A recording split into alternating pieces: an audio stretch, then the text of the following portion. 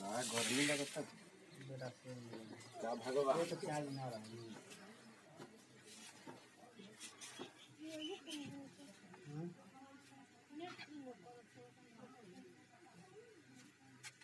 प्रणाम ब्यास जी। प्रणाम प्रणाम प्रणाम बैठू कहाँ से आओ तनी हम पधारी ले का समाचार वो हमारा से आओ तनी नहीं है तो ये दो चार गो आदमी कहता हूँ कि हमको साइकिल घरे जाए के बा तो ये दुआरिया पर खड़ा कर लिया ले जय लिया लिया ये का मतलब लेन आई भाई सब आई आई आई कौन से आई आई आई दुआरी पे आई देर पे काहे बनी आई कहीं कहीं मर लगे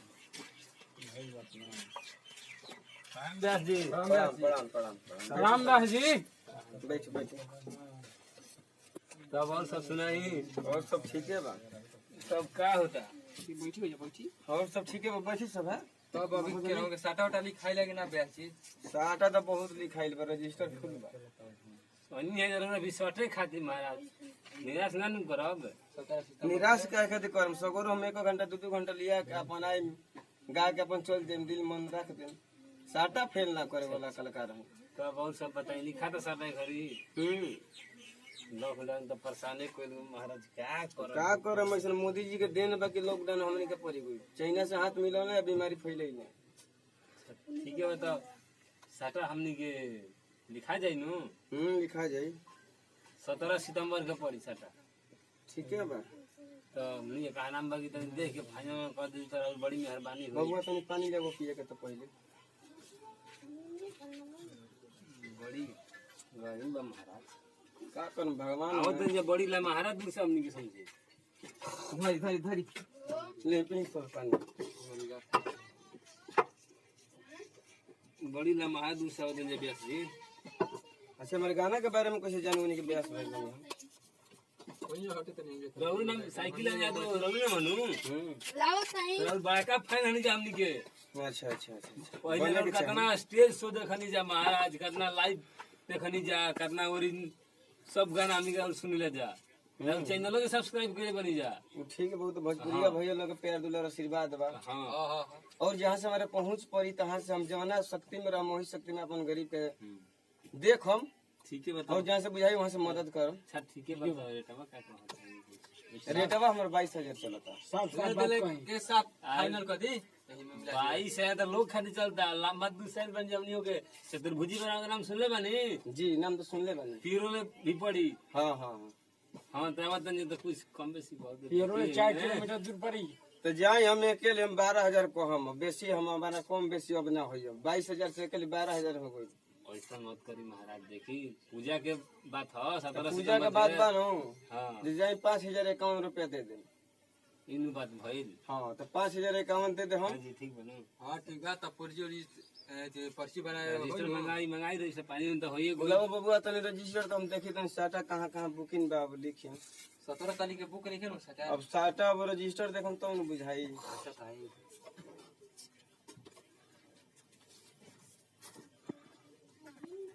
खाई बका बिहार तो बा है ना वो दूसर है हाँ ये खाली बा जिस करना पूजा के। तब तो भाग बढ़िया बा हमनी चलिए ठीक है बा तो साटा लिखा है भगवान के नाम लिया है 51 रुपया दी कह के दिन 200 रुपया दी हमें कौन रुपया काहे खातिर दे ना 151 धरी महाराज कौन 10 रुपया भी खमांगा के दान करते हैं जा भिखा मांगा मत का ब्याज जी के ये दिक्कत है इन्नू 151 दिया बात बगे दिया जी इतना तो ब्याज जी के हां हलो कोई हमनी के जो ना हलो आगे देवे को अपने के तब का जी ठीक बनू हां ठीक है ब्याज जी है 151 धरी बाकी के पैसा रहू साटा रजिस्टर पे से हाल में 151 जमा जय हो लक्ष्मी हाँ ले रो मिठाई खा ले कार्बन डाले बनी मनु कार्बन कार्बन तो मिले कार्बन बा यार के खाट दी तब हाँ अरे हम मान ली कि रहल तो काम करी नु पहली गाड़ी में तेल डाले के ना होई ऐसे ही रुपया ली धरी अभी वो पैसा मन दे हम थली अपन हम 50 रुपया ले ले बानी अपन गाड़ी में तेल डालाई तो इज्जत बना रहे ठीक है जहाँ जाए तहाँ नाम लेते रहम राउर मेहरबानी होई कि हमनी के किराया तक भी वो दे देनी हम चली हम 5 रुपये की जगह पर 20,000 दे के हम गरीब किसान मदद करी ठीक है बा राउर मेहरबानी होई चली ठीक है बा ठीक बा तो वो सब ठीक है बा। तो ई महाराज कहीं गई हंसे थुकम तो कैसे हो? क्या हो गई भाई थूक के जब बाढ़ पहले बानी महाराज कहीं का 82 के द्वार पर इज्जत होला। ये लड़का के का कह हमारा नयका जुग के सब लड़का बा सब गुटका पान खाते हैं। ठंडा गुटका पान छोड़ दी। बड़ी खराब कर देला मर्द ब्याह जी ना मना थूक देने लेकिन- थूके कहा जाए चली अब कोनो दिक्कत नहीं खे चुकिए दिला सदा का हो गई चलो तनी ठीक है बच्चा। 3 बार कटवा दे हम। आप सब भोजपुरिया भाई के हम सोनू सजिंदा के प्रणाम बा कि हमनी के कॉमेडी बन रहल बा जौना के मुख्य उद्देश्य बा कहीं भी जाई गंदगी मत फैलाई आ कूड़ा कचरा मत करी। यह हमनी के कॉमेडी बनावे के उद्देश्य बा। आ वीडियो अच्छा लगी तो तनी चैनल के सब्सक्राइब कर देम, वीडियो के लाइक कर देम, आ जहाँ से हो सके तहाँ से एकरा के तनी शेयर कर दे।